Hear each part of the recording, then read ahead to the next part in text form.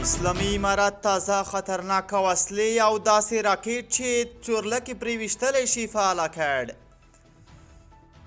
طالبانو د ټانګ او چورلکو ضد د نوي رهبري شوي راکټ د فعاله کېدو خبر ورکړی.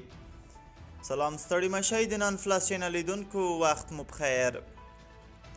د طالبانو د دفاع وزارت په افغانستان کې د لومړي ځل لپاره د میلان کانکروس M115 په نوم د نوي رهبري شوي راکټ د فعاله کېدو خبر ورکړ.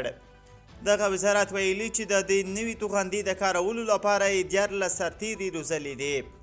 د طالبانو د ملي دفاع وزارت د یوې خبرپاڼې په خپرولو سره ویلي چې دغه ځواکونه د لوی درستیز د توپچیلې ریاست ته فارغ شوي دي. د طالبانو په وینا دغو سرتیرو په دې برخه کې یو میاشتنی مسلکي او علمي روزنیز کورس بشپړ کړی دی. د یاد وزارت د خبرپاڼې له مخې کانکروس میلان کولی شي زغروال ټانګونه، جنګي بیړۍ او ټیټې چورلکې په نښه کړي. د کانکروس توغندی د پخواني شوروي اتحاد لخوا جوړ شوی او د میلان توغندی بیا د فرانسې او جرمني ګډ تولید دی.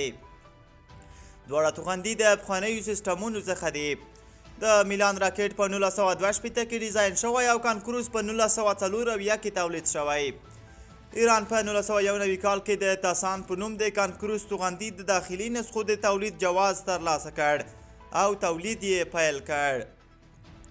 له تخنیکي پلوه د کانکروس توغندی د میلان په پرتله اوږد واټن او د نفوذ لوړ ځواک لري. میلان اکثرا د ناټو په هیوادونو کې کارول کیږي، په داسې حال کې چې کانکروس په هغو هیوادونو کې مشهور دی چې د روسیې افغاني شوروي اتحاد سره تړاو لري. طالبانو دا نه دي ویلي چې دا توغندی له کومو هیوادونو ترلاسه کړي او که د پخواني افغان حکومت د تجهیزاتو برخه ده.